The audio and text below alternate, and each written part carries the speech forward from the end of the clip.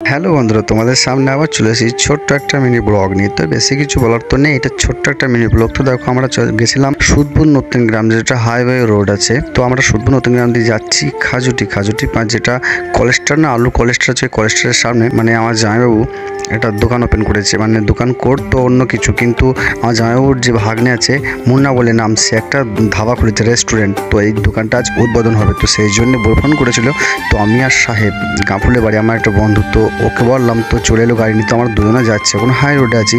তো দেখো, হাই রোডে চললাম, এখন আসি নাই হাইওয়ে রোডে, এখন আমরা কেবল বেরিয়েছি, নতুন গ্রাম ছেড়ে এসেছি। এবার খাজুটি যেটা কলেজটা বাড়ি ঢুকবে, তো চলে এলাম ফাইনালি এখানে ভেতরে।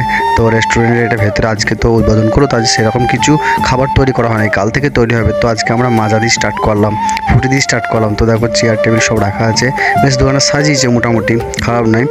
এদিকে আছে মানে ওইদিকে সব খাবার রাখা আছে কিছু। তো এদিকে পাশে ফ্রিজ আছে, ফ্রিজ দেখানো হলো না।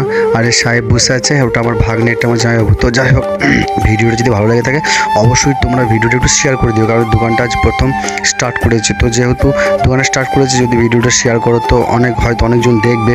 তো ধাবা জায়গা তো অনেকজন আসতে পারে চা খাওয়ার জন্য, যা করে রেস্টুরেন্ট অনেক কিছু খাবার থাকবে ওখানে, পকোড়া থেকে চাউমিন থেকে অনেক কিছু থাকে। দোকানের অ্যাড্রেসটা হলো 5 ঘোড়া মোড় থেকে এসে কলেস্টারের সামনে।